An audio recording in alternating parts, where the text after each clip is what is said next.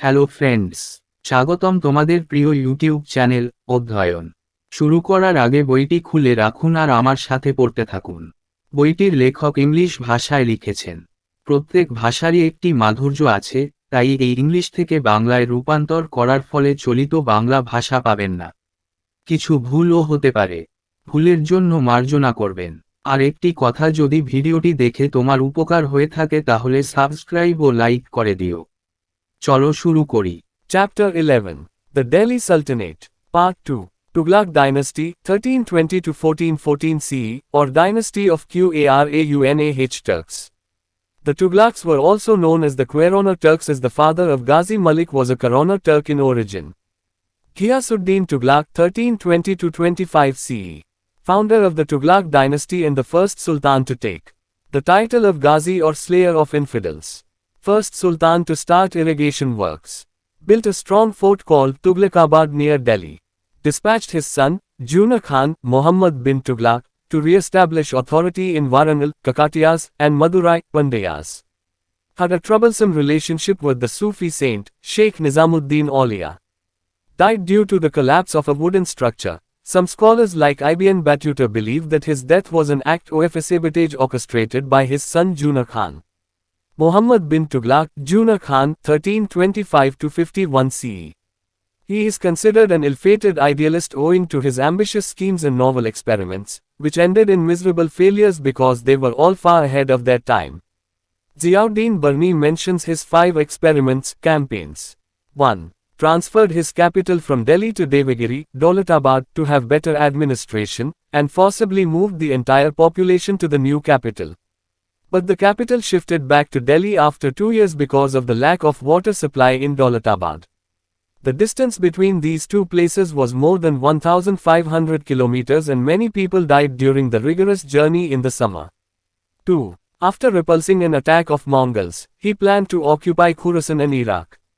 For this, he organized a huge army, but as conditions improved in Iraq, he abandoned the plan and disbanded the army, paid the extra army for 1 full year. 3. In order to overcome financial difficulties, Muhammad bin Tughlaq increased the land revenue, half the produce, on the farmers of Doab, land between Ganges and Yamuna rivers. It was an excessive and arbitrary step on the farmers. This measure proved to be ill-timed as the Doab was passing through famine, followed by plague. 4. Idea of token currency, using copper coins, modeled on the basis of Chinese example, Kublai Khan issued paper money in China.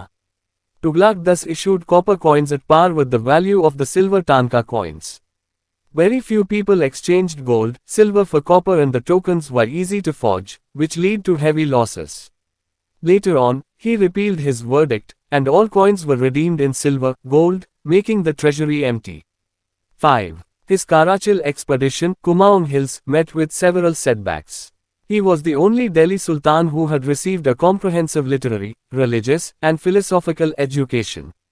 He knew Arabic and Persian languages, was an expert in philosophy, astronomy, logic, and mathematics, and was also a good calligrapher. Tughlaq রাজবংশ 1320 থেকে 1414 খ্রিস্টাব্দ বা কারাউনাহ তুর্কদের রাজবংশ। গাজী মালিকের পিতা কারাউনাহ তুর্কি বংশোদ্ভূত ছিলেন বলে তুগলকরা কুরাউনা তুর্কি নামেও পরিচিত ছিল।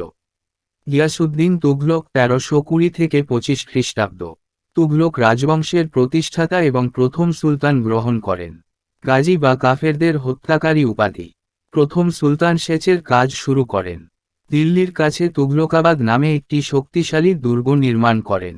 ওয়ারঙ্গল, কাকাতিয়াস এবং মাদুরাই, পান্ডায় তে কর্তৃত্ব পুনঃপ্রতিষ্ঠিত করার জন্য তার পুত্র জাউনা খান, মোহাম্মদ বিন তুগলককে প্রেরণ করেন। সুফি সাধক শেখ নিজামুদ্দিন আউলিয়ার সাথে তার ঝামেলাপূর্ণ সম্পর্ক ছিল। কাঠের কাঠামো ধসে মারা গেছে। ইবনে বতুতার মতো কিছু পণ্ডিত বিশ্বাস করেন যে তার মৃত্যু তার পুত্র জাউনা খান দ্বারা সংঘটিত একটি অন্তর্ঘাতমূলক কাজ ছিল। মোহাম্মদ বিন তুগলক, জাউনা খান 1325 থেকে 51 খ্রিস্টাব্দ। তার উচ্চাভিলাষী পরিকল্পনা এবং অভিনব পরীক্ষা নিরীক্ষার কারণে তাকে দুর্ভাগ্যজনক আদর্শবাদী হিসাবে বিবেচনা করা হয়, যা দুর্ভাগ্যজনক ব্যর্থতায় শেষ হয়েছিল কারণ তারা তাদের সময়ের চেয়ে অনেক এগিয়ে ছিল। জিয়াউদ্দিন বার্নি তার 5টি পরীক্ষা প্রচারণা উল্লেখ করেছেন। 1. উন্নত প্রশাসনের জন্য তার রাজধানী দিল্লি থেকে দেবগিরি দৌলতাবাদকে স্থানান্তরিত করেন এবং পুরো জনসংখ্যাকে জোরপূর্বক নতুন রাজধানীতে স্থানান্তরিত করেন। কিন্তু দৌলতাবাদে পানি সরবরাহ না হওয়ায় 2 বছর পর রাজধানী আবার দিল্লিতে স্থানান্তরিত হয়। এই দুটি স্থানের মধ্যে দূরত্ব ছিল 1500 কিলোমিটারের বেশি এবং গ্রীষ্মে কঠোর যাত্রার সময় অনেক লোক মারা গিয়েছিল। 2. মুঙ্গলদের আক্রমণ প্রতিহত করার পর তিনি খুরাসান ও ইরাক দখলের পরিকল্পনা করেন। এর জন্য তিনি একটি বিশাল সেনাবাহিনী সংগঠিত করেছিলেন, কিন্তু ইরাকে পরিস্থিতির উন্নতি হওয়ায় তিনি পরিকল্পনা পরিত্যাগ করেন এবং সেনাবাহিনীকে ভেঙে দেন। পুরো 1 বছরের জন্য অতিরিক্ত সেনাবাহিনীকে অর্থ প্রদান করেন। 3. আর্থিক অসুবিধা কাটিয়ে ওঠার জন্য মুহাম্মদ বিন তুগলক দোয়াবের কৃষকদের গঙ্গা ও যমুনা নদীর মধ্যবর্তী জমির রাজস্ব অর্ধেক উৎপাদিত বৃদ্ধি করেছিলেন। এটি ছিল কৃষকদের উপর একটি অতিরিক্ত এবং স্বেচ্ছাচারী পদক্ষেপ। দোয়াব দুর্ভিক্ষের মধ্য দিয়ে যাচ্ছিল এবং তারপরে প্লেগ হওয়ার কারণে এই ব্যবস্থাটি অসময়ে প্রমাণিত হয়েছিল। 4. টোকেন মুদ্রার ধারণা তামার মুদ্রা ব্যবহার করে চীনা উদাহরণের ভিত্তিতে তৈরি করা হয়েছে। কুবলাই খান চীনে কাগজের অর্থ জারি করেছেন। তুগলক এইভাবে রৌপ্য টাঙ্কা মুদ্রার মূল্যের সমান তামার মুদ্রা জারি করেছিলেন। খুব কম লোকই তামার জন্য সোনা রূপা বিনিময় করেছিল এবং টোকেনগুলি জাল করা সহজ ছিল, যা ভারী ক্ষতির দিকে নিয়ে যায়। পরে তিনি তার রায় বাতিল করেন এবং সমস্ত মুদ্রা রৌপ্য স্বর্ণে খালাস করা হয়, যার ফলে কোষাগার খালি হয়ে যায়। 5. তার করাচির অভিযান কুমাউন পাহাড় বেশ কিছু বিপর্যয়ের সম্মুখীন হয়। তিনি একমাত্র দিল্লির সুলতান যিনি ব্যাপক সাহিত্য, ধর্মীয় এবং দার্শনিক শিক্ষা লাভ করেছিলেন। তিনি আরবি ও ফার্সি ভাষা জানতেন, দর্শন, জ্যোতির্বিদ্যা, যুক্তিবিদ্যা এবং গণিতে বিশেষজ্ঞ ছিলেন এবং একজন ভালো ক্যালিগ্রাফারও ছিলেন। He was very tolerant in religious matters. He maintained diplomatic relations with far-off countries like Egypt, China, and Iran.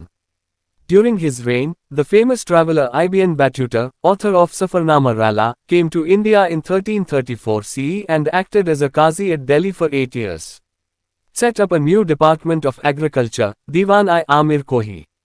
He launched a scheme by which Tikkavi loans for cultivation, were given to the farmers to buy seed and to extend cultivation.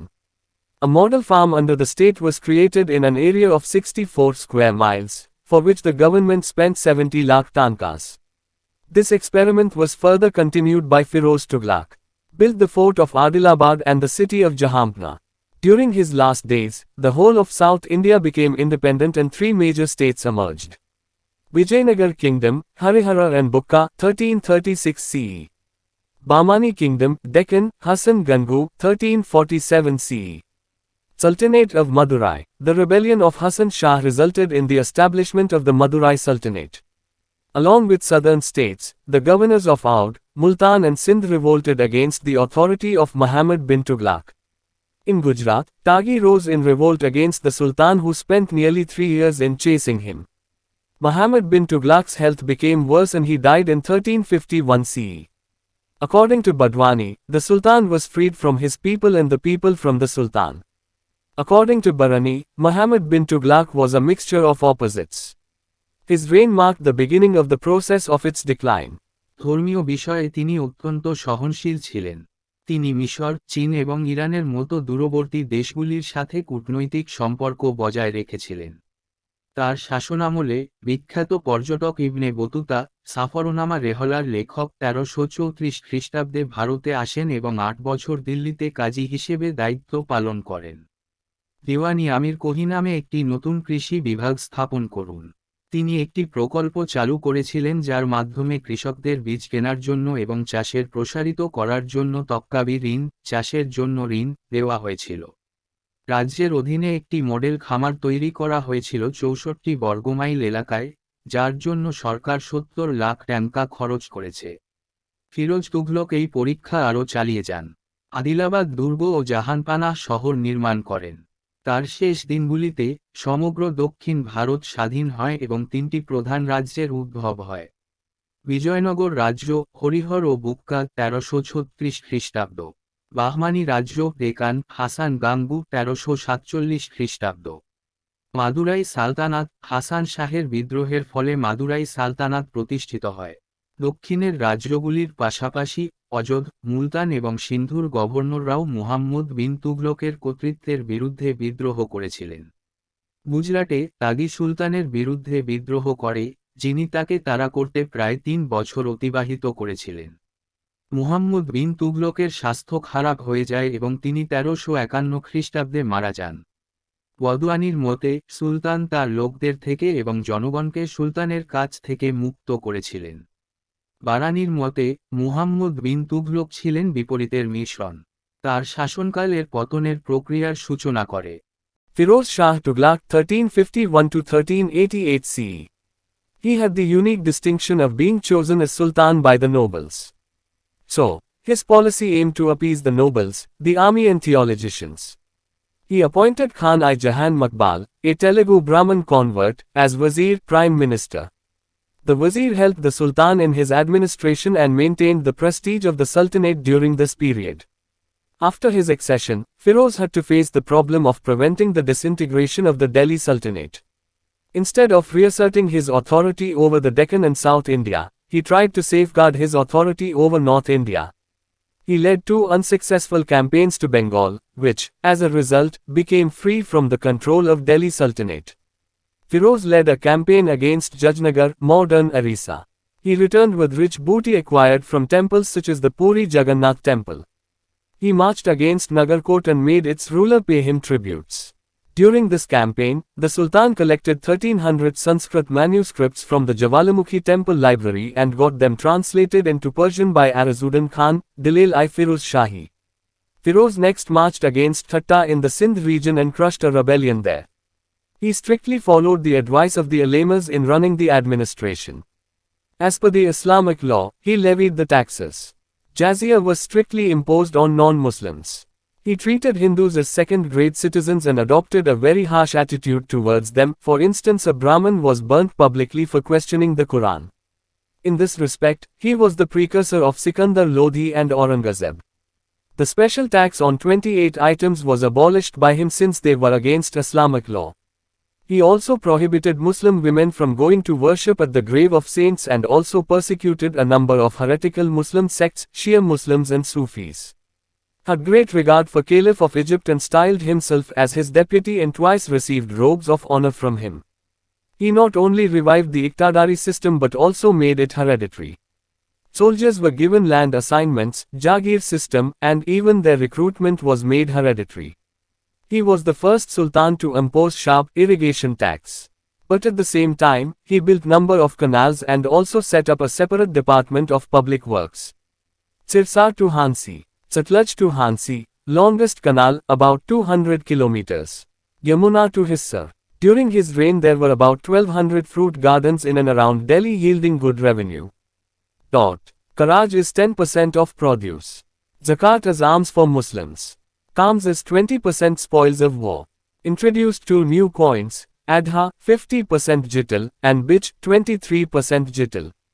He also developed royal factories called Karkhanas in which thousands of slaves were employed, organized under the Diwan-i-Bandigan, Department of Slaves.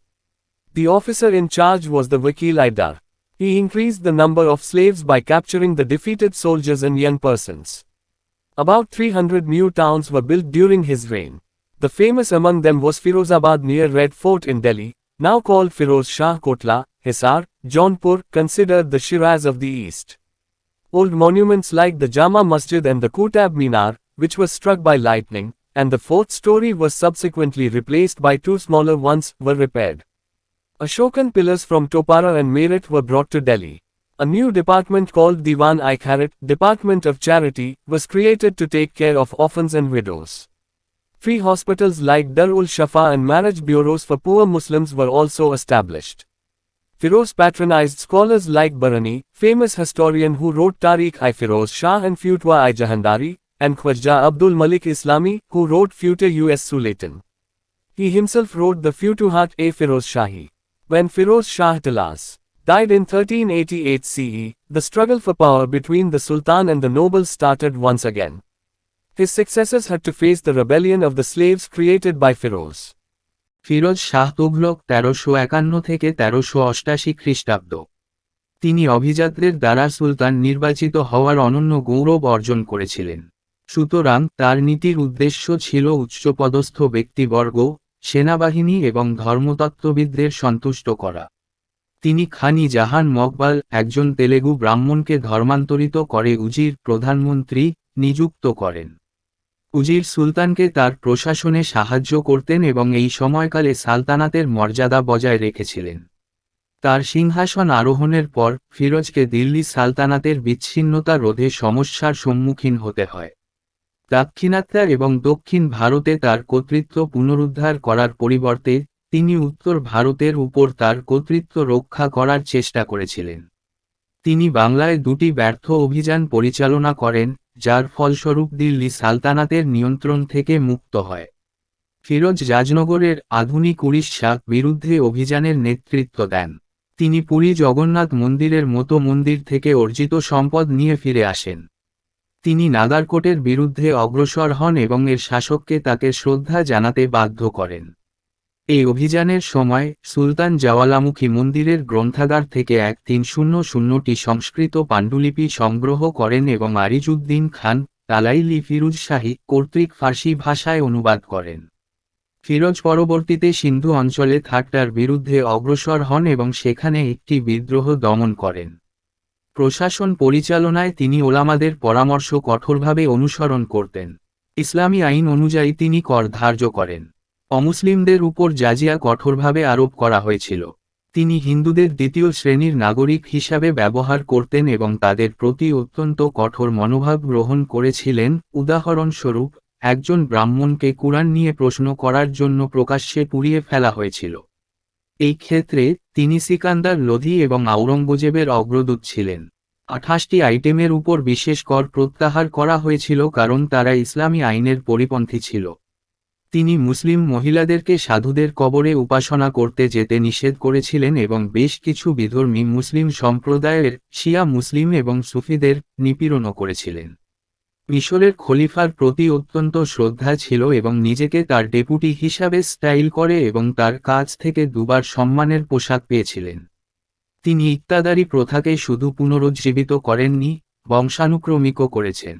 সৈন্যদের জমির বরাদ্দ দেওয়া হয়েছিল, জায়গির ব্যবস্থা, এমনকি তাদের নিয়োগও বংশানুক্রমে করা হয়েছিল। তিনিই প্রথম সুলতান যিনি সরব সেচ কর আরোপ করেন। কিন্তু একই সঙ্গে তিনি সংখ্যক খাল নির্মাণ করেন এবং একটি পৃথক গণপূর্ত বিভাগও স্থাপন করেন। শীর্ষা থেকে হাসি, সুতলজ থেকে হানসি, দীর্ঘতম খাল প্রায় 200 কিলোমিটার। যমুনা থেকে হিসার। তার শাসনামলে দিল্লি এবং এর আশেপাশে প্রায় 1200টি ফলের বাগান ছিল যা থেকে ভালো রাজস্ব পাওয়া যায়। খারাজ উৎপাদনের 10%। জাকাত হল মুসলমানদের জন্য ভিক্ষা। খামস হল যুদ্ধের 20% লুণ্ঠন। 2টি নতুন মুদ্রা চালু করা হয়েছে, আধা 50% জিতাল এবং দুশ্চরিত্রা 23% জিতাল। তিনি দেওয়ানি বন্দগানের দাসদের বিভাগ অধীনে সংগঠিত কারখানা নামক রাজকীয় কারখানাও গড়ে তোলেন যেখানে হাজার হাজার কৃতদাস নিযুক্ত ছিল। অফিসার ইনচার্জ ছিলেন ওয়াকিলিদার। তিনি পরাজিত সৈন্য ও যুবকদের বন্দী করে কৃতদাসের সংখ্যা বৃদ্ধি করেন। তার রাজত্বকালে প্রায় 300টি নতুন শহর নির্মিত হয়েছিল। তাদের মধ্যে বিখ্যাত ছিল দিল্লির লালকেল্লার কাছে ফিরোজাবাদ, যাকে এখন ফিরোজ শাহ কোটলা, হিসার, জৌনপুর, পূর্বের সিরাজ বলে মনে করা হয় বলা হয়। জামে মসজিদ এবং কুতাব মিনারের মতো পুরানো স্মৃতিস্তম্ভগুলি, যেটি বজ্রপাত হয়েছিল এবং চতুর্থ তলাটি পরবর্তীতে দুটি ছোট দ্বারা প্রতিস্থাপিত হয়েছিল, মেরামত করা হয়েছিল। টোপারা এবং মিরাট থেকে অশোকন স্তম্ভগুলিকে দিল্লিতে আনা হয়েছিল। এতিম ও বিধবাদের যত্ন নেওয়ার জন্য দিওয়ানি খায়রাত চ্যারিটি বিভাগ নামে একটি নতুন বিভাগ তৈরি করা হয়েছিল। দারুল সাফার মতো বিনামূল্যের হাসপাতাল এবং দরিদ্র মুসলমানদের জন্য বিবাহ ব্যুরো প্রতিষ্ঠিত হয়েছিল। ফিরোজ বারানি, বিখ্যাত ঐতিহাসিক যিনি তারিখি ফিরোজ শাহ এবং ফুতওয়াই জাহানদারি লিখেছেন, এবং খাজা আব্দুল মালিক ইসলামী, যিনি ফুতাহুস সুলাতিন লিখেছেন, মতো পণ্ডিতদের পৃষ্ঠপোষকতা করেছিলেন। তিনি নিজেই ফুতুহাটি ফিরোজ শাহী লিখেছেন। 1388 খ্রিস্টাব্দে ফিরোজ শাহ তুঘলক মারা গেলে সুলতান এবং অভিজাতদের মধ্যে ক্ষমতার লড়াই আবার শুরু হয়। তার উত্তরসূরিদের ফিরোজের সৃষ্ট কৃতদাসদের বিদ্রোহের সম্মুখীন হতে হয়। Then comes Muhammad Khan, Ghiyuddin Tughlaq Shah to Abu Bakr Shah. Dan. Nasiruddin Muhammad c. 1390–1398 CE. In the following years, the Delhi Sultanate had disintegrated further.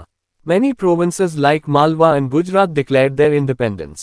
Timur, Mongol leader of Central Asia, head of Chagatai Turks, whose vast kingdom stretched from Lower Volga to River Indus, incorporating modern Turkey, Iran, Transoxiana, Afghanistan, parts of Punjab, and who had already conquered Mesopotamia and Afghanistan, invaded India in 1398 CE, which further worsened the situation. When Timur entered Delhi, there was no opposition and he sacked Delhi for 3 days, murdering thousands of people and looting enormous wealth.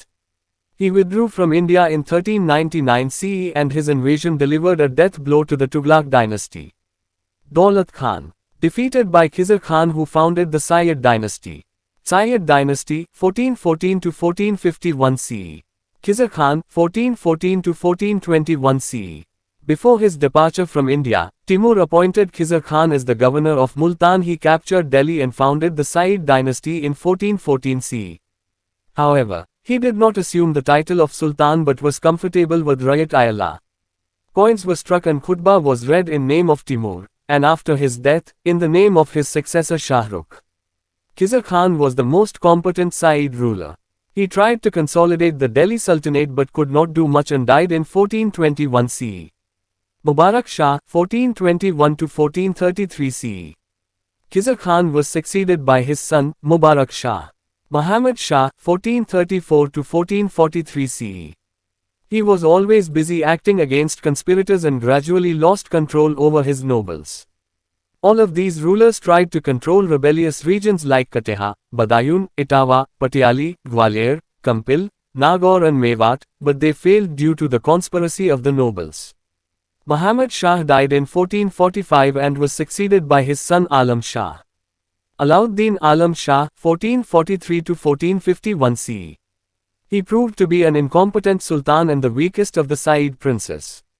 Alam Shah's wazir, Hamid Khan, invited Balol Lodi to take charge of the army and after realizing that it would be difficult to continue as sultan, Alam Shah left for Badayun. Lodi dynasty, 1451–1526 CE. The Lodhis were the last ruling family of the Sultanate period and the first to be headed by the Afghans who were ruling over Sirhind when the Sayyids were in India. Muhammad Khan, Giasuddin Tughlaq Shah II, Abu Bakr Shah, চেয়ে নাসিরুদ্দিন মুহম্মদ আনুমানিক 1390–1398 খ্রিস্টাব্দ। পরবর্তী বছরগুলিতে দিল্লি সালতানাত আরও ভেঙে পড়েছিল। মারওয়া এবং গুজরাটের মতো অনেক প্রদেশ তাদের স্বাধীনতা ঘোষণা করে। তৈমুর, মধ্য এশিয়ার মঙ্গোল নেতা, চাঘতাই তুর্কিদের প্রধান, যার বিশাল রাজ্য নিম্ন ভলগা থেকে সিন্ধু নদী পর্যন্ত বিস্তৃত, আধুনিক তুরস্ক, ইরান, ট্রান্সক্সিয়ানা, আফগানিস্তান, পাঞ্জাবের কিছু অংশকে অন্তর্ভুক্ত করে এবং যিনি ইতিমধ্যে মেসোপটেমিয়া এবং আফগানিস্তান জয় করেছিলেন, ভারত আক্রমণ করেছিলেন। 1398 খ্রিস্টাব্দ, যা পরিস্থিতি আরও খারাপ করে। তৈমুর যখন দিল্লিতে প্রবেশ করেন, তখন কোনো বিরোধিতা ছিল না এবং তিনি 3 দিন ধরে হাজার হাজার লোককে হত্যা এবং বিপুল সম্পদ লুট করে দিল্লিকে বরখাস্ত করেন। 1399 খ্রিস্টাব্দে তিনি ভারত থেকে প্রত্যাহার করেন এবং তার আক্রমণ তুঘলক রাজবংশের জন্য একটি মারাত্মক আঘাত দেয়। দৌলত খান, খিজর খানের কাছে পরাজিত যিনি সায়াদ রাজবংশ প্রতিষ্ঠা করেছিলেন। সায়াদ রাজবংশ 1414 থেকে 1451 খ্রিস্টাব্দ। খিজর খান 1414 থেকে 1421 খ্রিস্টাব্দ। ভারত থেকে প্রস্থান করার আগে তৈমুর খিজর খানকে মুলতানের গভর্নর নিযুক্ত করেন। তিনি দিল্লি দখল করেন এবং 1414 খ্রিস্টাব্দে সাইদ রাজবংশ প্রতিষ্ঠা করেন। যাইহোক, তিনি সুলতান উপাধি গ্রহণ করেননি, তবে রায়ত-ই-আলায় স্বাচ্ছন্দ্য বোধ করেছিলেন। তৈমুরের নামে এবং তার মৃত্যুর পর তার উত্তরসূরি শাহরুখের নামে কয়েন আঘাত করা হয় এবং খুতবা পাঠ করা হয়। খিজর খান ছিলেন সবচেয়ে যোগ্য সায়াদ শাসক। তিনি দিল্লি সালতানাতকে সুসংহত করার চেষ্টা করেছিলেন কিন্তু বেশি কিছু করতে পারেননি এবং 1421 খ্রিস্টাব্দে মারা যান। মুবারক শাহ 1421 থেকে 1433 খ্রিস্টাব্দ। খিজর খানের স্থলাভিষিক্ত হন তার পুত্র মোবারক শাহ। মুহাম্মদ শাহ 1434 থেকে 1443 খ্রিস্টাব্দ। তিনি সর্বদা ষড়যন্ত্রকারীদের বিরুদ্ধে কাজ করতে ব্যস্ত থাকতেন এবং ধীরে ধীরে তার অভিজাতদের উপর নিয়ন্ত্রণ হারিয়ে ফেলেন। এই সমস্ত শাসকগণ কাঠহার, বাদাউন, ইটাওয়া, পাটিয়ালি, গোয়ালিয়র, কাম্পিল, নাগৌর এবং মেওয়াতের মতো বিদ্রোহী অঞ্চলগুলিকে নিয়ন্ত্রণ করার চেষ্টা করেছিলেন, কিন্তু অভিজাতদের ষড়যন্ত্রের কারণে তারা ব্যর্থ হয়েছিল। মুহাম্মদ শাহ 1445 সালে মারা যান এবং তার পুত্র আলম শাহ তার স্থলাভিষিক্ত হন। আলাউদ্দিন আলম শাহ 1443 থেকে 1451 খ্রিস্টাব্দ। তিনি একজন অযোগ্য সুলতান এবং সাইয়াদ রাজকুমারদের মধ্যে সবচেয়ে দুর্বল বলে প্রমাণিত হন। আলম শাহের উজির হামিদ খান বাহলুল লোধিকে সেনাবাহিনীর দায়িত্ব নেওয়ার জন্য আমন্ত্রণ জানান এবং সুলতান হিসাবে চালিয়ে যাওয়া কঠিন হবে বুঝতে পেরে আলম শাহ বাদাউনের উদ্দেশ্যে রওনা হন। লোধি রাজবংশ 1451 থেকে 1526 খ্রিস্টাব্দ। লোধিরা ছিল সুলতানি আমলের শেষ শাসক পরিবার এবং প্রথম আফগানদের নেতৃত্বে ছিলেন যারা সাইদরা ভারতে থাকাকালীন সিরহিন্দে শাসন করছিল। Dalal Lodi, 1451 to 1489 CE. With the help of a few nobles, Dalal Lodi took charge of the army and became the Sultan. Thus, he laid the foundation of Lodi dynasty. Sultan Dalal Lodi was a capable general and was well aware of the fact that to establish his control over Sultanate, he would require help and support of Afghan nobles. The Afghan nobles wanted Sultan to treat them as an equal partner rather than an absolute monarch. To placate them, Dalal publicly declared that he considered himself one of the Afghan peers and not the king. He did not sit on the throne, nor did he insist on his nobles standing in his court. This policy worked well throughout his long reign and he did not face any trouble from his powerful Afghan nobles. He successfully suppressed the revolts in Mewat and Doab. In 1476 CE, he defeated the Sultan of Jaunpur and annexed it to Delhi Sultanate. He also brought the ruler of Kalpi and Dholpur under the suzerainty of Delhi. He annexed Shaki dynasty and introduced Balol copper coins. However, he failed to reoccupy Bengal, Gujarat and the Deccan. Sikandar Lodi, 1489 to 1517 CE. He was the greatest and noblest of the three Lodi rulers. His mother was a Hindu and his real name was Nizam Khan. He brought the whole of Bihar under his control, and defeated many Rajput chiefs. He attacked Bengal and forced its ruler to conclude a treaty with him, and extended his empire from the Punjab to Bihar including Dholpur, Narwar, and some parts of the kingdom of Gwalior and Nagaur. He was a good administrator. Roads were laid and many irrigational facilities were provided for the benefit of the peasantry. He laid great emphasis on justice. During his reign, prices of commodities were very cheap. Introduced a new measurement yardstick, the Gaz-i-Sikandari, under a system of auditing of accounts. Despite certain laudable qualities, he was a bigot and showed little tolerance towards the non-Muslims. He destroyed many Hindu temples and imposed many restrictions on the Hindus. He re-imposed jizya on non-Muslims. He believed in the superior position of the Sultan vis-a-vis the nobles. He compelled nobles and amirs to show formal respect to the Sultan in an outside darbar and treated them harshly. Founded Agra in 1504 CE and wrote Persian verses under the name Gulrakhi. Ibrahim Lodi, 1517 to 1526 CE. Eldest son of Sikandar Lodi, who was not only arrogant but a repressive ruler too. He was defeated by Rana Sangar of Mewar. He openly insulted and humiliated his nobles in court and put to death those nobles who revolted against him. Disaffection between king and courtiers became very common during his reign. His own uncle, Alauddin, revolted. Daulat Khan Lodi, the governor of the Punjab, greatly displeased by the arrogance and insult of Ibrahim, invited Babur to invade India. Babur marched against Delhi and defeated and killed Ibrahim Lodi in the First Battle of Panipat, 1526 CE. The Afghan kingdom thus lasted for only 75 years. With him, the Sultanate period ended, and as a scholar states, the Sultanate of Delhi, which had its birth on the battlefield of Terrain in 1192 CE, breathed its last in 1526 CE, a few miles away on the battlefield of Panipat. Then comes to the Mughals. Bahlul Lodi 1451 থেকে 1489 খ্রিস্টাব্দ। কয়েকজন অভিজাতের সহায়তায় বাহলুল লোধি সেনাবাহিনীর দায়িত্ব গ্রহণ করেন এবং সুলতান হন। এভাবে তিনি লোধি রাজবংশের ভিত্তি স্থাপন করেন। সুলতান বাহলোল লোধি একজন দক্ষ সেনাপতি ছিলেন এবং সুলতানের উপর তার নিয়ন্ত্রণ প্রতিষ্ঠার জন্য তাকে আফগান অভিজাতদের সাহায্য ও সমর্থনের প্রয়োজন হবে এই বিষয়টি তিনি ভালোভাবে অবগত ছিলেন। আফগান অভিজাতরা চেয়েছিলেন সুলতান তাদের সাথে একজন নিরঙ্কুশ রাজার পরিবর্তে সমান অংশীদার হিসাবে আচরণ করুন। তাদের শান্ত করার জন্য বাহলোল প্রকাশ্যে ঘোষণা করেছিলেন যে তিনি নিজেকে আফগান সমবয়সীদের একজন এবং রাজা নয়। তিনি সিংহাসনে বসেননি, তার দরবারে তার সম্ভ্রান্ত ব্যক্তিদের দাঁড়ানোর জন্য জোর দেননি। এই নীতিটি তার দীর্ঘ শাসনামলে ভালো কাজ করেছিল এবং তিনি তার শক্তিশালী আফগান সম্ভ্রান্তদের কাছ থেকে কোন সমস্যায় পড়েননি। তিনি সফলভাবে মেওয়াত ও দোয়াবের বিদ্রোহ দমন করেন। 1476 খ্রিস্টাব্দে তিনি জৌনপুরের সুলতানকে পরাজিত করে দিল্লি সালতানাতের সাথে যুক্ত করেন। তিনি কালপি ও ধোলপুরের শাসককেও দিল্লির আধিপত্যের অধীনে নিয়ে আসেন। তিনি সার্কি রাজবংশকে যুক্ত করেন এবং বাহলোল তাম্রমুদ্রা প্রবর্তন করেন। তবে তিনি বাংলা, গুজরাট ও দাক্ষিণাত্যা পুনঃদখল করতে ব্যর্থ হন।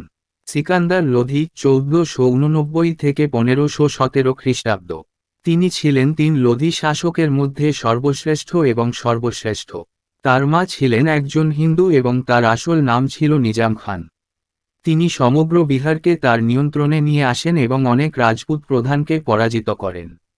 তিনি বাংলা আক্রমণ করেন এবং এর শাসককে তার সাথে একটি চুক্তি করতে বাধ্য করেন এবং তার সাম্রাজ্য পাঞ্জাব থেকে বিহার সহ ধোলপুর, নারোয়ার এবং গোয়ালিয়র ও নাগর রাজ্যের কিছু অংশ পর্যন্ত বিস্তৃত করেন। তিনি একজন ভালো প্রশাসক ছিলেন। কৃষকদের সুবিধার জন্য রাস্তা তৈরি করা হয়েছিল এবং অনেক সেচ সুবিধা প্রদান করা হয়েছিল। তিনি ন্যায়বিচারের উপর খুব জোর দেন। তার শাসনামলে জিনিসপত্রের দাম ছিল খুবই সস্তা। একটি নতুন পরিমাপের মাপকাঠি, গালজি সিকান্দারি এবং হিসাবের নিরীক্ষার একটি ব্যবস্থা চালু করেছে। কিছু প্রশংসনীয় গুণাবলী থাকা সত্ত্বেও তিনি একজন গোঁড়া ছিলেন এবং অমুসলিমদের প্রতি সামান্য সহনশীলতা প্রদর্শন করেছিলেন। তিনি অনেক হিন্দু মন্দির ধ্বংস করেন এবং হিন্দুদের উপর অনেক বিধিনিষেধ আরোপ করেন। তিনি অমুসলিমদের উপর পুনরায় জাজিয়া আরোপ করেন। তিনি অভিজাতদের তুলনায় সুলতানের উচ্চ পদে বিশ্বাস করতেন। তিনি সম্ভ্রান্ত আমিরদের দরবারে এবং বাইরে সুলতানের প্রতি আনুষ্ঠানিক সম্মান প্রদর্শন করতে বাধ্য করেন এবং তাদের সাথে কঠোর আচরণ করতেন। 1504 খ্রিস্টাব্দে আগ্রা প্রতিষ্ঠা করেন এবং গুলরখি নামে ফার্সি পদ রচনা করেন। ইব্রাহিম লোধি 1517 থেকে 1526 খ্রিস্টাব্দ। সিকান্দার লোধির জ্যেষ্ঠ পুত্র, যিনি কেবল অহংকারী ছিলেন না, একজন নিপীড় শাসকও ছিলেন। তিনি মেওয়ারের রানা সাংগার কাছে পরাজিত হন। তিনি প্রকাশ্যে আদালতে তার সম্ভ্রান্ত ব্যক্তিদের অপমান করতেন এবং যারা তার বিরুদ্ধে বিদ্রোহ করেছিলেন তাদের হত্যা করেছিলেন। রাজা এবং দরবারীদের মধ্যে অসন্তোষ তার রাজত্বকালে খুব সাধারণ হয়ে ওঠে। তার নিজের চাচা আলাউদ্দিন বিদ্রোহ করেন। পাঞ্জাবের গভর্নর দৌলত খান লোধি ইব্রাহিমের অহংকার ও অপমানে অত্যন্ত অসন্তুষ্ট হয়ে বাবরকে ভারত আক্রমণের আমন্ত্রণ জানান। বাবর দিল্লির বিরুদ্ধে যাত্রা করেন এবং পানিপথের প্রথম যুদ্ধে 1526 খ্রিস্টাব্দ ইব্রাহিম লোধিকে পরাজিত ও হত্যা করেন। এইভাবে আফগান রাজ্য মাত্র 75 বছর স্থায়ী ছিল। তার সাথে সুলতানি আমলের সমাপ্তি ঘটে এবং একজন পণ্ডিত হিসাবে দিল্লির সালতানাত, যার জন্ম 1192 খ্রিস্টাব্দে তরাইনের যুদ্ধক্ষেত্রে হয়েছিল, 1526 খ্রিস্টাব্দে পানিপথের যুদ্ধক্ষেত্রে কয়েক মাইল দূরে শেষ নিঃশ্বাস ত্যাগ করে। Administration under Sultanate period. The establishment and expansion of the Delhi Sultanate led to the evolution of a powerful and efficient administrative system. At its zenith, the Delhi Sultanate controlled almost the entire country as far south as Madurai. Even after its disintegration, the Delhi Sultanate and its administrative system made a powerful impact on the Indian provincial kingdoms, and later on the Mughal system of administration. The Sultan. The title of Sultan was started by Turkish rulers, and Mahmud of Ghazni was the first to assume the title of Sultan. The Delhi Sultanate was an Islamic state with its religion as Islam. The sultans considered themselves as representatives of the caliph. They included the name of the caliph in the khutbah or prayer and inscribed it on their coins. This practice was even continued by Balban, obtained Mansa, letter of investiture, from the caliph. The office of the Sultan was the most who called himself the shadow of God. Iltutmish, Muhammad bin Tughlaq and Firoz Tughlaq important in the Sultanate, and he was the ultimate authority for the military, legal and political matters. The dispensation of justice was another important function performed by the Sultan, and he acted as a court of appeal. For instance, Balban dispensed justice with extreme impartiality, not sparing even the high officers of state. Muhammad bin Tughlaq even gave harsh punishments to ulamas, who were previously exempted. There was no clear law of succession during this period. All the sons had equal claim to the throne. Interestingly, the idea of primogeniture was fully acceptable neither to the Muslims nor to the Hindus. Iltutmish even nominated his daughter in preference to his sons. But such nominations or successions were to be mostly accepted by the nobles. Sometimes, ulamas also played crucial role in getting a favorable public opinion. However, military superiority remained the main factor in matters of succession. সুলতানি আমলের অধীনে প্রশাসন। দিল্লি সালতানাতের প্রতিষ্ঠা ও বিস্তার একটি শক্তিশালী ও দক্ষ প্রশাসনিক ব্যবস্থার বিবর্তনের দিকে পরিচালিত করে। তার শীর্ষে, দিল্লি সালতানাত মাদুরাই পর্যন্ত দক্ষিণে প্রায় সমগ্র দেশ নিয়ন্ত্রণ করত। এমনকি এর বিচ্ছিন্ন হওয়ার পরেও, দিল্লি সালতানাত এবং এর প্রশাসনিক ব্যবস্থা ভারতীয় প্রাদেশিক রাজ্যগুলিতে এবং পরে মুঘল প্রশাসন ব্যবস্থার উপর একটি শক্তিশালী প্রভাব ফেলেছিল। সুলতান উপাধি তুর্কি শাসকদের দ্বারা শুরু হয়েছিল এবং গজনির মাহমুদি প্রথম সুলতান উপাধি গ্রহণ করেছিলেন। দিল্লি সালতানাত একটি ইসলামিক রাষ্ট্র ছিল যার ধর্ম ইসলাম ছিল। সুলতানরা নিজেদেরকে খলিফার প্রতিনিধি মনে করতেন। তারা খুতবা বা প্রার্থনায় খলিফার নাম অন্তর্ভুক্ত করত এবং তাদের মুদ্রায় তা খোদাই করত। এই অনুশীলন এমনকি বোলবনও অব্যাহত রেখেছিলেন, খলিফার কাছ থেকে মনসুর বিনিয়োগপত্র পেয়েছিলেন। সুলতানের কার্যালয়ে সবচেয়ে বেশি ছিল যিনি নিজেকে ঈশ্বরের ছায়া বলছিলেন। ইলতুৎমিশ, মুহাম্মদ বিন তুঘলক এবং ফিরোজ তুঘলক সালতানাতে গুরুত্বপূর্ণ এবং তিনি ছিলেন সামরিক, আইনি ও রাজনৈতিক বিষয়ে চূড়ান্ত কর্তৃত্ব। ন্যায়বিচার প্রদান ছিল সুলতান কর্তৃক সম্পাদিত আরেকটি গুরুত্বপূর্ণ কাজ এবং তিনি আপিল আদালত হিসেবে কাজ করতেন। উদাহরণস্বরূপ, বলবন চরম নিরপেক্ষতার সাথে ন্যায়বিচার প্রদান করেছিলেন, এমনকি রাষ্ট্রের উচ্চপদস্থ কর্মকর্তাদেরও রেহাই দেননি। মুহাম্মদ বিন তুঘলক এমনকি উলামায়ে কেরামকে কঠোর শাস্তিও দিয়েছিলেন, যাদের আগে অব্যাহতি দেওয়া হয়েছিল। এই সময়ে উত্তরাধিকারের কোন সুস্পষ্ট আইন ছিল না। সিংহাসনে সব পুত্রেরই সমান দাবি ছিল। মজার ব্যাপার হল, আদিম পুরুষের ধারণাটি সম্পূর্ণরূপে গ্রহণযোগ্য ছিল না মুসলমানদের কাছে না হিন্দুদের কাছে। এমনকি ইলতুৎমিশ তার ছেলেদের পছন্দ করে তার মেয়েকে মনোনীত করেছিলেন। কিন্তু এই ধরনের মনোনয়ন বা উত্তরাধিকার বেশিরভাগই অভিজাতদের দ্বারা গ্রহণ করা হতো। কখনো কখনো ওলামারাও একটি অনুকূল জনমত পেতে গুরুত্বপূর্ণ ভূমিকা পালন করে। যাই হোক, উত্তরাধিকারের ক্ষেত্রে সামরিক শ্রেষ্ঠত্বই প্রধান কারণ ছিল। Central administration. The Sultan was assisted by a number of ministers who headed different departments and aided in administration. These ministers were chosen by Sultan and they remained in office at his pleasure. The post of Naib was the most powerful one. The Naib practically enjoyed all the powers of the Sultan and exercised general control over all the departments. Next to him was the Wazir, who headed the finance department called Diwan-i-Wizarat. A separate auditor general for scrutinizing expenditure and an accountant general for inspecting income worked under the Wazir. The period of Wazirship of Firuz Tughlaq Khan I Jahan is generally considered as the high watermark period of the Wazir's influence. The military department was called Diwan-i-Ars. It was headed by the Aris-i-Mumalik, who was responsible for recruiting the soldiers and administering the military department. It should be noted that the Aris was not the commander-in-chief of the army, since the Sultan himself was the commander-in-chief of the armed forces. The military department was first set up by Balban and was further improved by Alauddin Khilji, who insisted on a regular muster of the armed forces.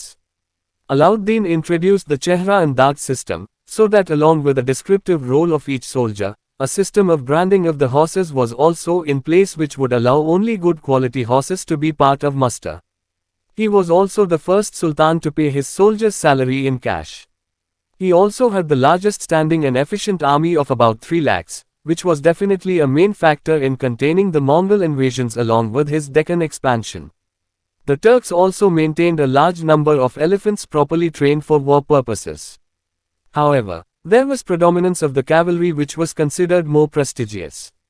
At the time of Ghaznavids, Hindus were employed both in the infantry and cavalry, but during the Sultanate period they were largely employed in the infantry. Diwan-i-Risalat was the department of religious affairs, which dealt with pious foundations and gave stipends to deserving scholars and men of piety. Grants were made by this department also for the construction and maintenance of mosques, tombs and madrasas. It was headed by Chief Sadr, who also functioned as Chief Qazi, as the head of the judicial department. Other judges or qazis were appointed in various parts of the Sultanate. Muslim personal law or Sharia was followed in civil matters. The Hindus were governed by their own personal law and their cases were dispensed by the village panchayats. The criminal law was based on the rules and regulations made by the sultans. The department of correspondence was called Diwan-i-Insh. All the correspondence between the ruler and the sovereigns of other states as well as with his subordinate officials was dealt with by this department. Provincial government. The provinces under the Delhi Sultanate were called Iktas. They were initially under the control of the nobles. But the governors of the provinces were called the Muktis or Walis. They were to maintain law and order and collect the land revenue. The provinces were further divided into Shiks, which was under the control of the Shikdar, and the next division was Pargana, comprising a number of villages and was headed by the Amil. The villages were grouped into units of 184, traditionally called Chaurasi. The village remained the basic unit of the administration. The village headman was known as Mukaddam or Chaudhry. The village accountant was called Patwari. কেন্দ্রীয় প্রশাসন সুলতানকে অনেক মন্ত্রী সাহায্য করেছিলেন যারা বিভিন্ন বিভাগের প্রধান ছিলেন এবং প্রশাসনে সহায়তা করেছিলেন। এই মন্ত্রীদের সুলতান কর্তৃক মনোনীত করা হয় এবং তারা তার খুশিতে পদে বহাল থাকে। নায়েবের পদটি ছিল সবচেয়ে শক্তিশালী। নায়েব কার্যত সুলতানের সমস্ত ক্ষমতা উপভোগ করতেন এবং সমস্ত বিভাগের উপর সাধারণ নিয়ন্ত্রণ প্রয়োগ করতেন। তার পাশে ছিলেন উজির, যিনি দিওয়ানি উইজারাত নামে অর্থ বিভাগের প্রধান ছিলেন। খরচ যাচাই বাছাইয়ের জন্য আলাদা অডিটর জেনারেল এবং আয় পরিদর্শনের জন্য একজন হিসাবরক্ষক জেনারেল উজিরের অধীনে কাজ করতেন। ফিরুজ তুঘলক খান-ই জাহানের উজির জাহানের সময়কালকে সাধারণত উজিরের প্রভাবের উচ্চ জলচিহ্নের সময় হিসাবে বিবেচনা করা হয়। সামরিক বিভাগকে বলা হতো দিওয়ানি আরজ। এর প্রধান ছিলেন আরিজি মুমালিক, যিনি সৈন্যদের নিয়োগ এবং সামরিক বিভাগ পরিচালনার জন্য দায়ী ছিলেন। এটি উল্লেখ করা উচিত যে আরিজ সেনাবাহিনীর সর্বাধিনায়ক ছিলেন না, যেহেতু সুলতান নিজেই সশস্ত্র বাহিনীর সর্বাধিনায়ক ছিলেন। সামরিক বিভাগটি প্রথমে বোলবন দ্বারা প্রতিষ্ঠিত হয়েছিল এবং আলাউদ্দিন খলজির দ্বারা আরও উন্নত হয়েছিল, যিনি সশস্ত্র বাহিনীকে নিয়মিত সংগ্রহ করার জন্য জোর দিয়েছিলেন। আলাউদ্দিন চেহরা এবং দাগ পদ্ধতি চালু করেন, যাতে প্রতিটি সৈন্যের বর্ণনামূলক রোলের সাথে সাথে ঘোড়াগুলির ব্র্যান্ডিং ব্যবস্থাও ছিল, যা শুধুমাত্র ভালো মানের ঘোড়াগুলিকে মাস্টারের অংশ হতে দেয়। তিনিই প্রথম সুলতান যিনি তার সৈন্যদের বেতন নগদে দিতেন। তার প্রায় 3 লাখের বৃহত্তম স্থায়ী এবং দক্ষ সেনাবাহিনী ছিল, যা অবশ্যই তার দাক্ষিণাত্য বিস্তারের সাথে মঙ্গোল আক্রমণগুলিকে নিয়ন্ত্রণ করার একটি প্রধান কারণ ছিল। তুর্কিরা যুদ্ধের উদ্দেশ্যে সঠিকভাবে প্রশিক্ষিত বিপুল সংখ্যক হাতিও রক্ষণাবেক্ষণ করেছিল। যাইহোক, সেখানে অশ্বারোহী বাহিনীর প্রাধান্য ছিল যা আরও মর্যাদাপূর্ণ বলে বিবেচিত হতো। গজনভিদের সময় হিন্দুরা পদাতিক এবং অশ্বারোহী উভয়ই নিযুক্ত ছিল, কিন্তু সুলতানি আমলে তারা মূলত পদাতিক বাহিনীতে নিযুক্ত ছিল। দিওয়ানি রাসালাত ছিল ধর্ম বিষয়ক বিভাগ, যেটি ধার্মিক ভিত্তি নিয়ে কাজ করত এবং যজ্ঞ আলেম ও ধার্মিক ব্যক্তিদের উপবৃত্তি প্রদান করত। মসজিদ, সমাধি ও মাদ্রাসা নির্মাণ ও রক্ষণাবেক্ষণের জন্য এই বিভাগ অনুদান দিয়েছে। এর নেতৃত্বে ছিলেন প্রধান সদর, যিনি বিচার বিভাগীয় প্রধান হিসেবে প্রধান কাজী হিসেবেও কাজ করতেন। সালতানাতের বিভিন্ন অংশে অন্যান্য বিচারক বা কাজী নিয়োগ করা হয়। দেওয়ানি বিষয়ে মুসলিম ব্যক্তিগত আইন বা শরিয়া অনুসরণ করা হতো। হিন্দুরা তাদের নিজস্ব ব্যক্তিগত আইন দ্বারা শাসিত হতো এবং তাদের মামলাগুলি গ্রাম পঞ্চায়েত দ্বারা নিষ্পত্তি করা হতো। ফৌজদারি আইনটি সুলতানদের প্রণীত বিধি বিধানের ভিত্তিতে ছিল। চিঠিপত্র বিভাগের নাম দেওয়ানি ইনশা। অন্যান্য রাজ্যের শাসক এবং সার্বভৌমদের সাথে তার অধীনস্থ কর্মকর্তাদের সাথে সমস্ত চিঠিপত্র এই বিভাগ দ্বারা মোকাবেলা করা হয়েছিল। প্রাদেশিক সরকার। দিল্লি সালতানাতের অধীনস্থ প্রদেশগুলিকে ইক্তা বলা হতো। এরা প্রথমে অভিজাতদের নিয়ন্ত্রণে ছিল, কিন্তু প্রদেশের গভর্নরদের বলা হতো মুক্তি বা ওয়ালি। তাদের ছিল আইন শৃঙ্খলা রক্ষা এবং ভূমি রাজস্ব আদায়। প্রদেশগুলিকে আবার শিখগুলিতে বিভক্ত করা হয়েছিল, যা শিখদারের নিয়ন্ত্রণে ছিল, এবং পরবর্তী বিভাগটি ছিল পরগনা, বেশ কয়েকটি গ্রাম নিয়ে গঠিত এবং আমিলদের নেতৃত্বে ছিল। গ্রামগুলিকে ১০০ বা ৮৪ ইউনিটে বিভক্ত করা হয়েছিল, ঐতিহ্যগতভাবে ৮৪ বলা হয়। গ্রাম প্রশাসনের মৌলিক ইউনিট ছিল। গ্রামের প্রধান মুকাদ্দাম বা চৌধুরী নামে পরিচিত ছিলেন। গ্রামের হিসাবরক্ষককে পাটোয়ারি বলা হতো। Economy. After consolidating their position in India, the Delhi Sultans introduced reforms in the land revenue administration. The lands were classified into three categories. 1. Ikta land, lands assigned to officials as iktas instead of payment for their services. 2. Khalisa land, land under the direct control of the Sultan and the revenues collected were spent for the maintenance of royal court and royal household. 3. Inam land, land assigned or granted to religious leaders or religious institutions. A class of Khuds, smaller landlords, and Hindus autonomous Rajas, emerged, who not only enjoyed a higher standard of life but sometimes they misused their power and exploited the poor peasants. Stern actions were taken against them by Alauddin Khalji. However, the general peasantry paid 1/3 of their produce as land revenue, and sometimes even 1/2 of the produce. They also paid other taxes and always led a hand-to-mouth living. Frequent famines made their lives more miserable. However, sultans like Muhammad bin Tughlaq and Firoz Tughlaq took efforts to enhance agricultural production by providing irrigational facilities and by providing tikkavi loans. They also encouraged the farmers to cultivate superior crop like wheat instead of barley. Firoz encouraged the growth of horticulture. Muhammad bin Tughlaq created a separate agricultural department, Diwan-i-Kohi. The Sultan and his nobles took keen interest in improving the quality of fruits in India, especially melons and grapes. Ibn Battuta records in his texts that the soil was so fertile that it could produce 2 crops every year, rice being sown 3 times a year. During the Sultanate period, the process of urbanization gained momentum. A number of cities and towns had grown during this period. Lahore and Multan, in the northwest, Broch, Cambayan and Hilvara, in the west, Karar and Lakhnauti in the east, Daulatabad, Delhi and Jaunpur were important among them. Delhi remained the largest city in the east. The growth of trade and commerce was described by contemporary writers. India exported a large number of commodities to the countries on the Persian Gulf and West Asia and also to Southeast Asian countries. Bengal, especially Sonagaon for muslin, i.e., fine cotton cloth, and the towns in Gujarat were famous for fine quality fabrics.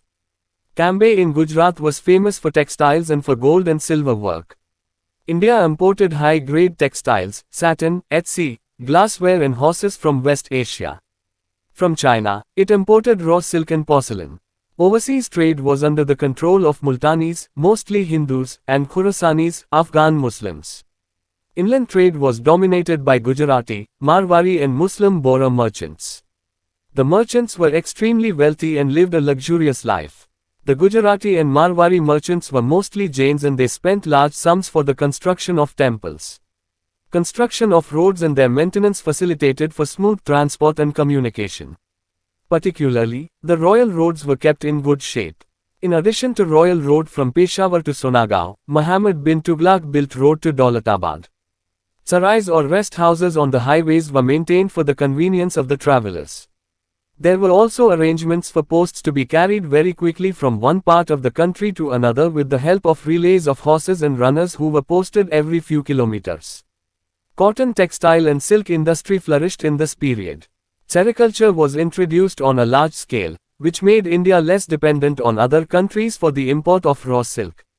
The paper industry had grown and there was an extensive use of paper from 14th and 15th centuries. Other crafts like leather making, metal crafts and carpet weaving flourished due to the increasing demand. The royal karkhanas supplied the goods needed to the Sultan and his household. They manufactured costly articles made of gold, silver and goldware.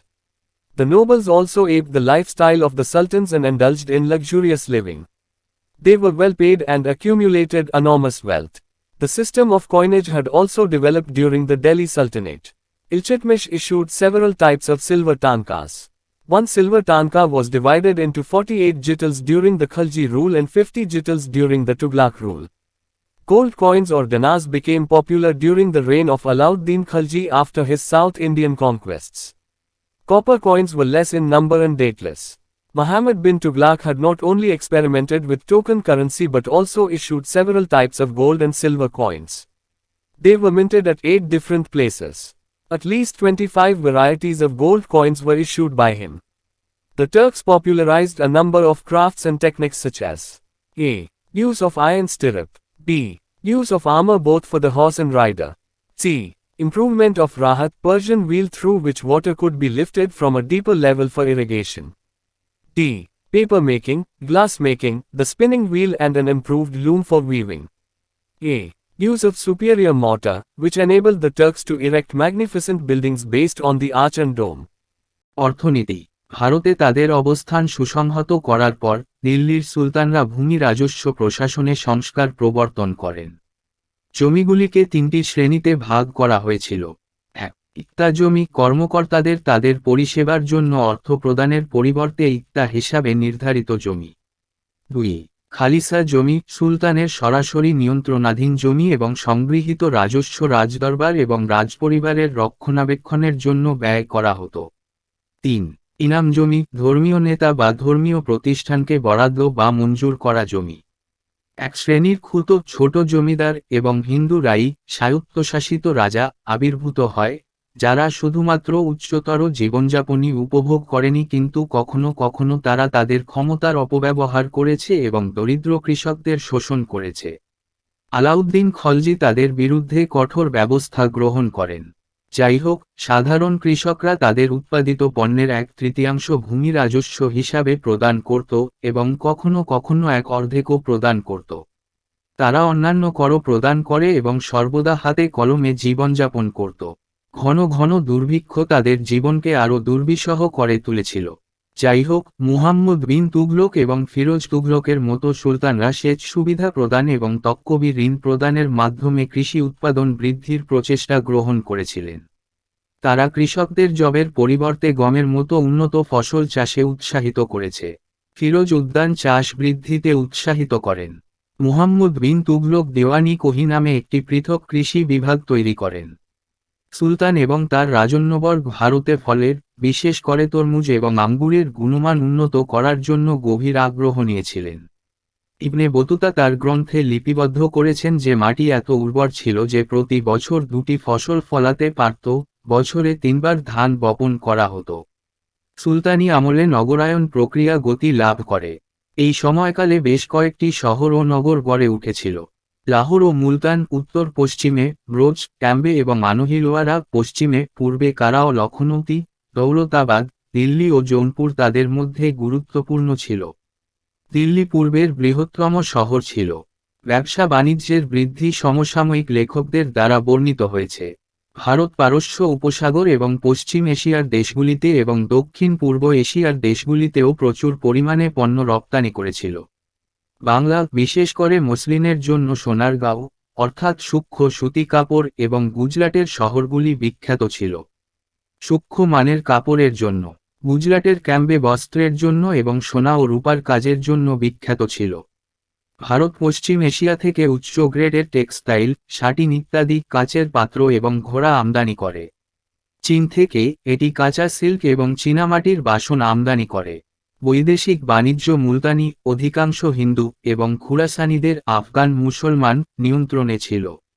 অভ্যন্তরীণ বাণিজ্যে গুজরাটি, মারোয়ারি এবং মুসলিম বোহরা বণিকদের আধিপত্য ছিল। বণিকরা অত্যন্ত ধনী ছিল এবং বিলাসবহুল জীবনযাপন করত। গুজরাটি এবং মারোয়ারি বণিকরা বেশিরভাগই জৈন ছিল এবং তারা মন্দির নির্মাণের জন্য প্রচুর অর্থ ব্যয় করেছিল। মসৃণ পরিবহন ও যোগাযোগের জন্য রাস্তা নির্মাণ এবং তাদের রক্ষণাবেক্ষণ সহজতর করা হয়েছে। বিশেষ করে রাজকীয় রাস্তাগুলো ভালো অবস্থায় রাখা হয়েছিল। পেশোয়ার থেকে সোনারগাঁ পর্যন্ত রাজকীয় রাস্তা ছাড়াও মুহাম্মদ বিন তুগলক দৌলতাবাদ পর্যন্ত রাস্তা তৈরি করেছিলেন। মহাসড়কের সরেশ বা বিশ্রামাগারগুলো যাত্রীদের সুবিধার্থে রক্ষণাবেক্ষণ করা হতো। প্রতি কয়েক কিলোমিটারে পোস্ট করা ঘোড়া এবং দৌড়বিদদের রিলে সাহায্যে খুব দ্রুত দেশের এক প্রান্ত থেকে অন্য প্রান্তে পোস্ট করার ব্যবস্থাও ছিল। এই সময়ে সুতি বস্ত্র ও রেশম শিল্পের বিকাশ ঘটে। রেশম চাষ একটি বৃহৎ পরিসরে চালু হয়েছিল, যা ভারতকে কাঁচা রেশম আমদানির জন্য অন্যান্য দেশের উপর কম নির্ভরশীল করে তোলে। কাগজ শিল্পের বিকাশ ঘটেছিল এবং 14তম এবং 15 শতক থেকে কাগজের ব্যাপক ব্যবহার ছিল। ক্রমবর্ধমান চাহিদার কারণে অন্যান্য কারুশিল্প যেমন চামড়া তৈরি, ধাতু কারুশিল্প এবং কার্পেট বয়ন বিকাশ লাভ করে। রাজকীয় কারখানারা সুলতান ও তার পরিবারের জন্য প্রয়োজনীয় জিনিসপত্র সরবরাহ করত। তারা সোনা, রৌপ্য ও সোনার পাত্র দিয়ে তৈরি দামি জিনিসপত্র তৈরি করত। সম্ভ্রান্ত ব্যক্তিরা সুলতানদের জীবনধারাকেও অভিনব করে তুলেছিল এবং বিলাসবহুল জীবনযাপন লিপ্ত ছিল। তারা ভালো বেতন পেত এবং প্রচুর সম্পদ জমা করত। দিল্লি সালতানাতের সময়ও মুদ্রা প্রথার বিকাশ ঘটেছিল। ইলতুৎমিশ বিভিন্ন ধরনের সিলভার ট্যাঙ্ক জারি করেছিলেন। একটি রৌপ্য ট্যাঙ্কা খলজি শাসনামলে 48টি জিতালে এবং তুঘলক শাসনামলে 50টি জিতালে বিভক্ত ছিল। স্বর্ণমুদ্রা বা দিনার জনপ্রিয় হয়ে ওঠে আলাউদ্দিন খলজির রাজত্বকালে তার দক্ষিণ ভারতীয় বিজয়ের পর। তামার মুদ্রা সংখ্যায় কম এবং তারিখহীন ছিল। মুহাম্মদ বিন তুঘলক শুধু টোকেন কারেন্সি নিয়েই পরীক্ষা নিরীক্ষা করেননি, বরং বিভিন্ন ধরনের স্বর্ণ ও রৌপ্য মুদ্রাও জারি করেছিলেন। তারা 8টি ভিন্ন জায়গায় টানা ছিল।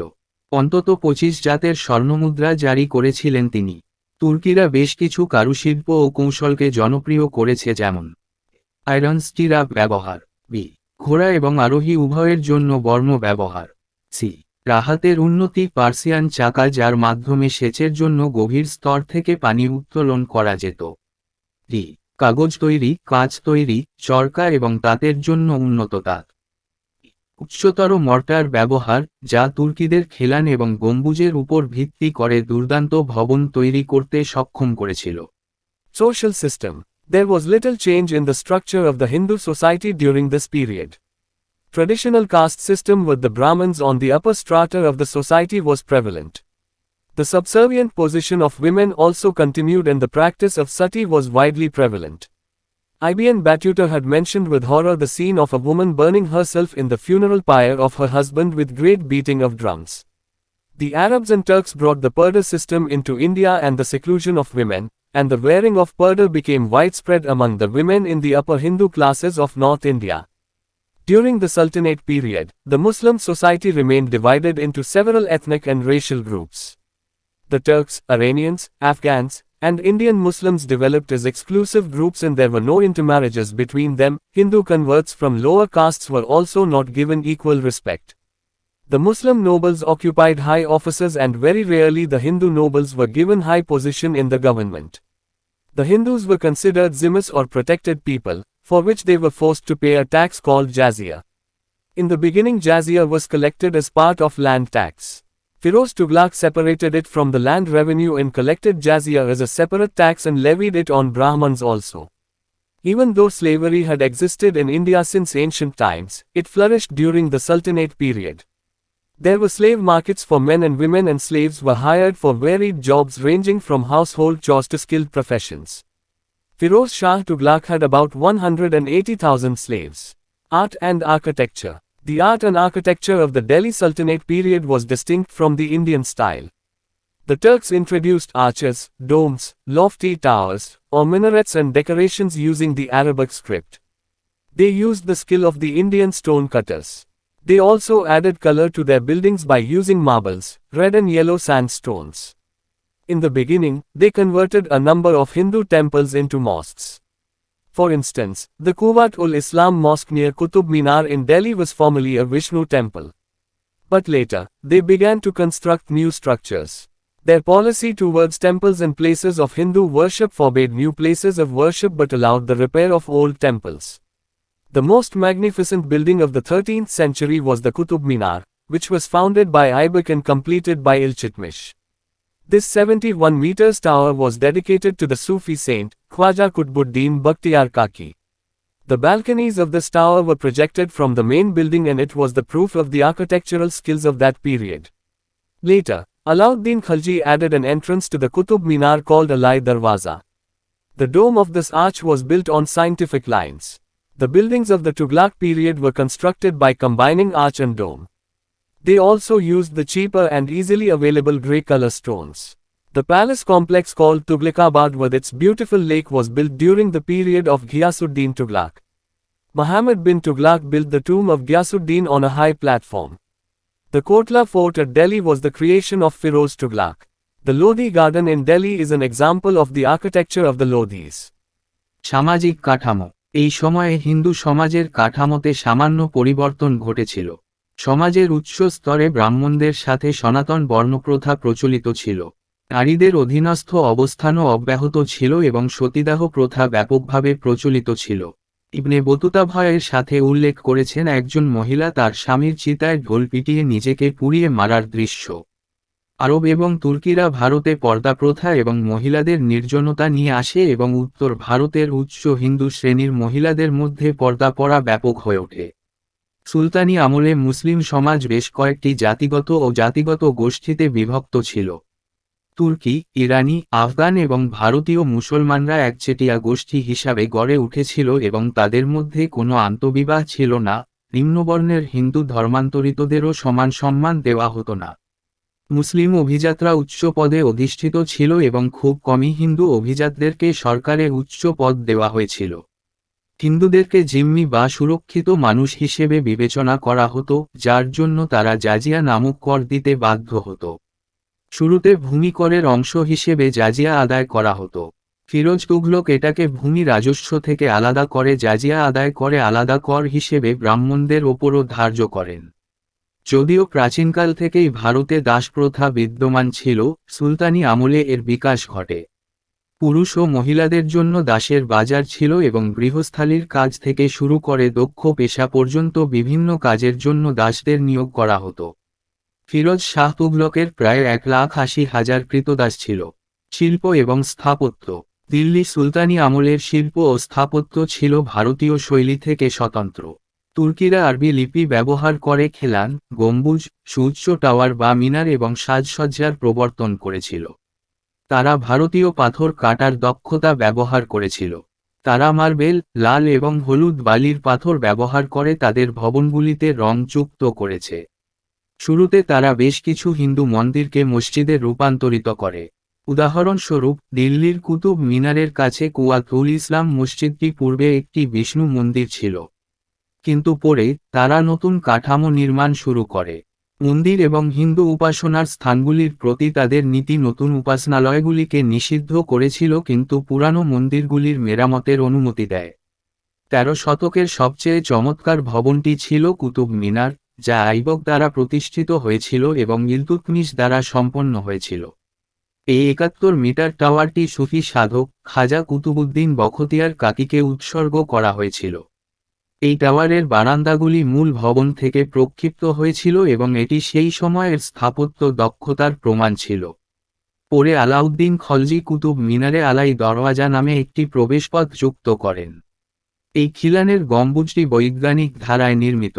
তুঘলক আমলের ইমারতগুলো খিলান ও গম্বুজকে একত্রিত করে নির্মাণ করা হয়েছিল। তারা সস্তা এবং সহজলভ্য ধূসর রঙের পাথরও ব্যবহার করেছে। তুঘলকাবাদ নামক প্রাসাদ কমপ্লেক্সটির সুন্দর লেকটি গিয়াসুদ্দিন তুঘলকের আমলে নির্মিত হয়েছিল। মুহাম্মদ বিন তুঘলক গিয়াসুদ্দিনের সমাধি একটি উঁচু মঞ্চে নির্মাণ করেন। দিল্লির কোটলা দুর্গটি ফিরোজ তুঘলকের সৃষ্টি। দিল্লির লোধি বাগান লোধিদের স্থাপত্যের একটি উদাহরণ। Music. New musical instruments such as the sarangi and the rabab were introduced during this period. Amir Khusrau introduced many new ragas such as Ghora and Sanam. He evolved a new style of light music known as qawwalis by blending the Hindu and Iranian systems. The invention of sitar is also attributed to him. The Indian classical work, Ragadarpan, was translated into Persian during the reign of Firoz Tughlaq. Pir Bhodan, a Sufi saint, was one of the great musicians of this period. Raja Man Singh of Gwalior was a great lover of music. He encouraged the composition of a great musical work called Man Kotuhal. Literature. The Delhi Sultans patronized learning and literature. Many of them had great love for Arabic and Persian literature. Learned men came from Persia and Persian language got encouragement from the rulers. Besides theology and poetry, the writing of history was also encouraged. Some of the sultans had their own court historians. The most famous historians of this period were Hasan Nizami, Minhaj us Siraj, Ziauddin Barani and Shams Siraj Afif. Barani's Tariq-i-Firoz Shahi contains the history of Tughlaq dynasty. Minhaj us Siraj wrote Tabaqat-i-Nasri, a general history of Muslim dynasties up to 1260 CE. Amir Khusrau, 1252 to 1325 CE, was the most famous Persian writer of this period. He wrote a number of poems.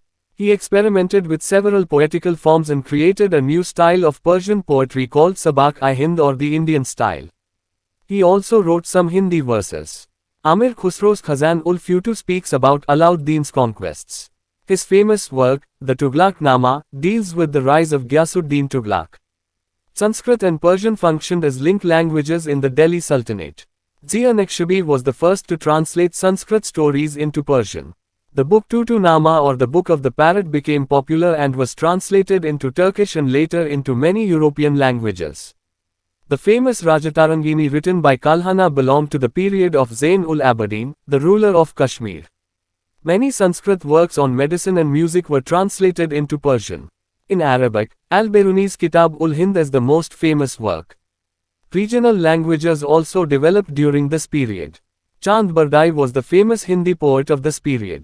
Bengali literature had also developed and Nusrat Shah patronized the translation of Mahabharata into Bengali. সঙ্গীত এই সময়কালে সারেঙ্গি ও রবাবের মতো নতুন বাদ্যযন্ত্রের প্রচলন হয়। আমির খসরু অনেক নতুন রাগের প্রবর্তন করেন যেমন ঘোড়া এবং সনম। তিনি হিন্দু ও ইরানি পদ্ধতির মিশ্রণের মাধ্যমে হালকা সঙ্গীতের একটি নতুন শৈলী উদ্ভাবন করেন যা কাওয়ালিস নামে পরিচিত। সে তার উদ্ভাবনের কৃতিত্ব তার ভারতীয় শাস্ত্রীয় রচনা রাগদর্পণ ফিরোজ তুঘলকের শাসনামলে ফার্সি ভাষায় অনুবাদ করা হয়েছিল। পীর বোধন একজন সুফি সাধক ছিলেন এই সময়ের অন্যতম শ্রেষ্ঠ সঙ্গীতজ্ঞ। গোয়ালিয়রের রাজা মান সিং ছিলেন সঙ্গীতপ্রেমী। তিনি মন কৌতূহল নামক একটি মহান বাদ্যযন্ত্র রচনার উৎসাহ দেন। সাহিত্য দিল্লির সুলতানরা শিক্ষা ও সাহিত্যের পৃষ্ঠপোষকতা করেছিলেন। তাদের অনেকেরই আরবি ও ফার্সি সাহিত্যের প্রতি ছিল অগাধ ভালোবাসা। পারস্য থেকে পণ্ডিত ব্যক্তিরা এসেছেন এবং ফার্সি ভাষা শাসকদের কাছ থেকে উৎসাহিত হয়েছে।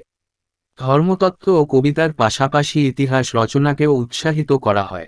সুলতানদের মধ্যে কয়েকজনের নিজস্ব দরবারি ঐতিহাসিক ছিলেন। এই সময়ের সবচেয়ে বিখ্যাত ইতিহাসবিদ ছিলেন হাসান নিজামি, মিনহাজ উস সিরাজ, জিয়াউদ্দিন বারানি এবং শামস সিরাজ আফিফ। বারানির তারিখ-ই-ফিরোজ শাহিতে তুঘলক রাজবংশের ইতিহাস রয়েছে। মিনহাজ উস সিরাজ লিখেছেন তোবাকাত-ই-নাসারি, 1260 খ্রিস্টাব্দ পর্যন্ত মুসলিম রাজবংশের একটি সাধারণ ইতিহাস। আমির খসরু 1252 থেকে 1325 খ্রিস্টাব্দ ছিলেন এই সময়ের সবচেয়ে বিখ্যাত ফার্সি লেখক। তিনি বেশ কিছু কবিতা লিখেছেন। তিনি বেশ কয়েকটি কাব্যিক ফর্ম নিয়ে পরীক্ষা নিরীক্ষা করেন এবং সাবাক-ই-হিন্দ বা ভারতীয় শৈলী নামে ফার্সি কবিতার একটি নতুন শৈলী তৈরি করেন। তিনি কিছু হিন্দি পদও লিখেছেন। আমির খসরু এর খাজাইন-উল-ফুতুহ আলাউদ্দিনের বিজয়ের কথা বলেছেন। তার বিখ্যাত রচনা তুঘলক-নামা গিয়াসুদ্দিন তুঘলকের উত্থানের সাথে সম্পর্কিত। দিল্লি সালতানাতে সংস্কৃত ও ফার্সি লিঙ্ক ভাষা হিসেবে কাজ করত। জিয়া নকশবী প্রথম সংস্কৃত গল্প ফার্সি ভাষায় অনুবাদ করেন। তুতুনামা বা প্যারটের বইটি জনপ্রিয় হয়ে ওঠে এবং তুর্কি এবং পরে অনেক ইউরোপীয় ভাষায় অনুদিত হয়। কালহানের লেখা বিখ্যাত রাজতরঙ্গিনী কাশ্মীরের শাসক জয়ন-উল-আবিদিনের আমলের। চিকিৎসা ও সঙ্গীতের অনেক সংস্কৃত রচনা ফার্সি ভাষায় অনুদিত হয়েছিল। আরবি ভাষায় আল-বেরুনির কিতাব-উল-হিন্দ সবচেয়ে বিখ্যাত রচনা। এই সময়কালে আঞ্চলিক ভাষারও বিকাশ ঘটে। চাঁদ বারদাই ছিলেন এই সময়ের বিখ্যাত হিন্দি কবি। বাংলা সাহিত্যও বিকশিত হয়েছিল এবং নুসরত শাহ বাংলায় মহাভারত অনুবাদের পৃষ্ঠপোষকতা করেছিলেন। Concept, term and their meaning or purpose. A. Majlis-i-Khalwat means council of friends and trusted officers who advised the Sultan, though their advice was not binding. B. Amirs, Chahalgani means nobles, group of 40. C. Diwan-i-Wizarat means finance department headed by Wazir. D. Mastovi-i-Mamalik means auditor general, responsible for state expenditure. In charge of accounts and receipts. A. Khazin means treasurer. F bar I Khas means the space where the Sultan received all his courtiers including Khans, Malik. G bar I Am means the place where the Sultan tried cases, received petitions, and complaints from people. H Amir I Bear controller of boats. I Muhtasib means officer who kept strict watch over conduct of people. J Diwan I Ishtilkak means department of charity and mint. K Amir I Hakib Babek means master of ceremonies. L Wakil I Dar means managed royal household. M Zorbit means state laws. N Jahandari means laws made by sultans. O Khed Batai means without separating anything, land revenue on basis of standing crop. P Lang Batai means without separating grain from chaff. Q Ras Batai means after separating grain from chaff. R Masahat on the basis of measurement of land. S Umara is plural of Amirs. Amir means nobles or ruling groups in Delhi Sultanate. T Alema means Muslims of religious learning. U Jazia means personal and yearly tax on non-Muslims. B Mamelukes means slave officers. W Malik means one of the highest grade of the officers. X Fawazil means excess amount paid to the exchequer by the iqtadars. ধারণা, term এবং তাদের অর্থ বা উদ্দেশ্য। মজলিসি খালওয়াত মানে বন্ধুদের council এবং বিশ্বস্ত কর্মকর্তা যারা সুলতানকে পরামর্শ দিতেন, যদিও তাদের পরামর্শ বাধ্যতামূলক ছিল না। বি আমির চাহালগনি মানে উচ্চপদস্থ ব্যক্তি, 40-এর দল। সি দিওয়ানি উইজার্ত মানে উজিরের নেতৃত্বে অর্থ বিভাগ। ডি মুস্তাউফি ইমাম মালিক অর্থ অডিটর জেনারেল, রাষ্ট্রীয় ব্যয়ের জন্য দায়ী। হিসাব ও রসিদের দায়িত্বে। খাজিন অর্থ কোষাধ্যক্ষ। এফ বারি খাস মানে সেই স্থান যেখানে সুলতান তার সমস্ত দরবারিকে পেয়েছিলেন খান, মালিক সহ। জি বারি আম মানে সেই জায়গা যেখানে সুলতান মামলার বিচার করেছিলেন, পিটিশন পেয়েছিলেন এবং জনগণের কাছ থেকে অভিযোগ পেয়েছিলেন। এইচ আমিরি বেহ নৌযান নিয়ন্ত্রক। আই মুহতাসিব মানে অফিসার যিনি মানুষের আচরণের উপর কঠোর নজরদারি রাখেন। যে দিওয়ানি ইশতিহলকাক অর্থ দাতব্য বিভাগ এবং টাকশাল। কে আমিরি হাকিব পারবেক মানে অনুষ্ঠানের মাস্টার। এল ওকিলি দার মানে পরিচালিত রাজপরিবার। এম জাওয়াবিত মানে রাষ্ট্রীয় আইন। এন জাহানদারি মানে সুলতানদের প্রণীত আইন। ক্ষেত বাতাই মানে কোন কিছু আলাদা না করে দাঁড়িয়ে থাকা ফসলের ভিত্তিতে জমির রাজস্ব। ই লং বাতাই মানে তুষ থেকে দানা আলাদা না করে। কিউ রস বাতাই মানে তুষ থেকে দানা আলাদা করার পর। আর জমির পরিমাপের ভিত্তিতে মাসা। এস উমারা হল আমিরদের বহুবচন। আমির মানে দিল্লি সালতানাতের অভিজাত বা শাসক গোষ্ঠী। টি উলামা মানে ধর্মীয় শিক্ষার মুসলমান। ইউ জাজিয়া মানে অমুসলিমদের ব্যক্তিগত ও বাৎসরিক কর। ভি মামেলুকস মানে দাস অফিসার। ডাব্লিউ মালিক মানে অফিসারদের সর্বোচ্চ গ্রেডের একজন। এক্স ফাওয়াজিল মানে ইক্তদারদের রাজকোষে প্রদত্ত অতিরিক্ত অর্থ। এখানেই এই চ্যাপ্টারটি শেষ করলাম। পরবর্তী ভিডিওতে আমরা পরের চ্যাপ্টার পড়ব।